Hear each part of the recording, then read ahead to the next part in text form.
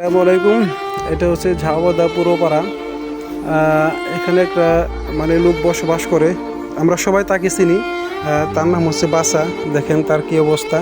সে অনেক কষ্টে দিনকাল তার যাইতেছে না খেয়ে, অনেক কষ্টে দিনকাল যাইতেছে। দেখেন এই তীব্র গরমের মধ্যে আমাদের অনেকের এসি আছে, ফ্যান আছে, তার কোনো কিছু নাই।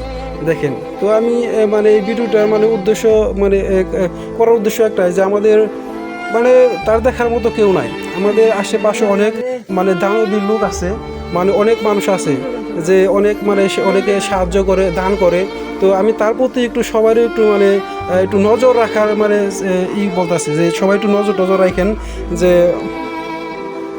আবার অনেকে অনেক মেম্বার থাকে, অনেক চেয়ারম্যান থাকে, অনেকের অনেক কিছু দান করেন আপনারা। তো এই লোকটার প্রতি আপনারা একটু দেখেন যে দেখেন খুবই কষ্ট করে তার দিনটা কাটতেছে। দেখেন আশেপাশে সে কি খায় না খায় একমাত্র আল্লাহ পাক জানে। এখানে টয়লেট করে, এখানে সে টয়লেটে কি পায়খানায় খায় নাকি খাবারে খায়, তার দেখার মতো কেউ না। দেখেন পেটটা করে রয়েছে। যখন সে আসছিল তখন অনেক সুস্থতার মধ্যে আসছিল। আর বড় জিনিস হচ্ছে গরমের মধ্যে ফ্যান ট্যান কিছু নাই। এই সমাজে অনেক মানুষ আছে যারা দান খয়রাত করেন, প্রভাবশালী আছে, অনেক মানুষ প্রভাবশালী আছে। তার প্রতি একটু আমি একটু নজর রাখার আপনাদের করতেছি।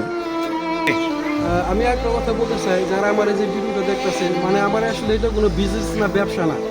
লোক অনেক কষ্ট করতেছে, সেই জন্য আমি ভিডিও করতেছি।